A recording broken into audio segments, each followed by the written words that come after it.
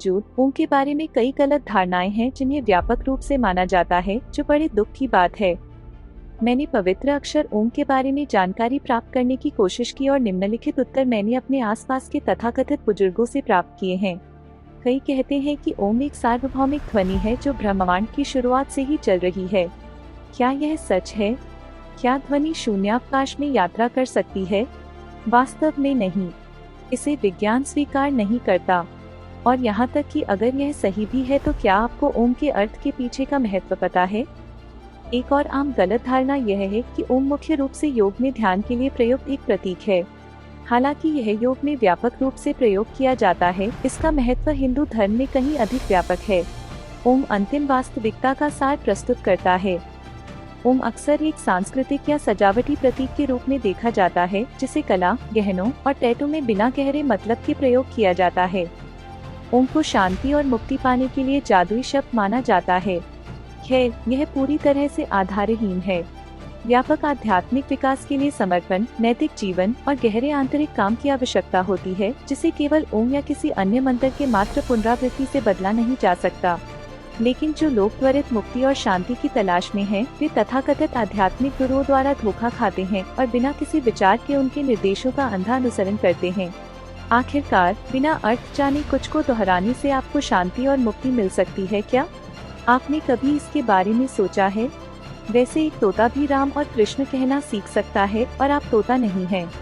इसलिए आपको उपनिषदों से उत्तर खोजने के लिए अपनी बुद्धि का उपयोग करना चाहिए। पवित्र अक्षर ओम का आध्यात्मिकता में महत्वपूर्ण मूल्य है और यह हिंदू धर्म में ही नहीं बल्कि बौद्ध धर्म और जैन धर्म में भी स्वीकार्य और सम्मानित है। आइए चलिए समझते हैं ओम का महत्व मांडूक्य उपनिषद के द्वारा। ओम के सच्चे सार को समझने के लिए हम मांडूक्य उपनिषद की ओर मुड़ते हैं, जो मुख्य उपनिषदों में से एक है जो इसके महत्व का विस्तृत वर्णन प्रदान करता है। मांडूक्य उपनिषद एक पारंपरिक हिंदू ग्रंथ ओम और इसके महत्व को गहराई से समझाता है। इस उपनिषद के अनुसार ओम अस्तित्व की संपूर्णता और अंतिम वास्तविकता का प्रतिनिधित्व करता है। यह मानव मन की संभावित सभी अवस्थाओं को प्रतीकात्मक रूप से प्रदर्शित करता है। दिलचस्प है ना? यह एक व्यापक विषय है और अभी हम मांडूक्य उपनिषद के अनुसार मन की 4 अवस्थाओं को समझने पर ध्यान केंद्रित करेंगे। अक्षर ओम में 3 ध्वन्यात्मक घटक होते हैं, अ, उ और म। प्रत्येक एक अलग चेतना की अवस्था का प्रतिनिधित्व करता है। पहला भाग अ जागृत अवस्था का प्रतीक है। इस अवस्था में हमारी चेतना बाहरी रूप से सजग होती है, अपनी इंद्रियों के माध्यम से बाहरी दुनिया का अनुभव करती है। यह वही है जो हम पूरे दिन करते हैं। चलना, बात करना, खाना पकाना, देखना, छूना आदि, ये सभी कुछ जो हमारी इंद्रियों द्वारा किया जा सकता है। दूसरा भाग उ स्वप्न अवस्था का प्रतिनिधित्व करता है। यहाँ चेतना अंदर की ओर मुड़ जाती है, बाहरी वास्तविकता से अलग एक सपनों की दुनिया बनाती है। इस अवस्था की विशेषता आंतरिक धारणा और कल्पना है।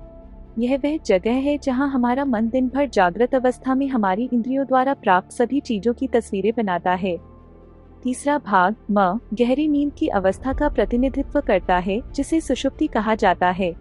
इस अवस्था में मन और इंद्रियां विश्राम में होती हैं और बाहरी या आंतरिक दुनिया की कोई जानकारी नहीं होती है।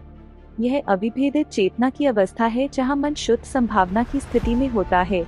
यह वह स्थिति है जहां कुछ दिन आप सोने जाते हैं और जब आप जागते हैं तो आपको पूरी रात के बारे में कोई सुराग नहीं मिलता है। आपने सपना नहीं देखा, आप रात के बीच में नहीं उठे, कुछ नहीं। बस सुबह उठे और एक खाली स्लेट की तरह महसूस किया। इन 3 अवस्थाओं के परे चौथी अवस्था होती है, जिसे तुरिया कहा जाता है, जो ओम की ध्वनि के बाद की चुप्पी से दर्शाई जाती है। तुरिया पवित्र चेतना की पारलौकिक अवस्था है, जो जागृत, स्वप्न और गहरी नींद की अवस्थाओं को अधिरोहित और पार करती है। यह अंतिम वास्तविकता और सत्य के साथ एकता का अनुभव करने वाली ज्ञान और आत्म साक्षात्कार की अवस्था है। तो चलिए समापन की ओर। इस वीडियो में मैंने आध्यात्मिकता, चेतना, प्रबोधन, मुक्ति आदि जैसे महत्वपूर्ण शब्दों का उपयोग किया है। इनकी गहरी समझ पाने के लिए मैं आपको इन शब्दों के बारे में और शोध करने के लिए प्रोत्साहित करती हूँ।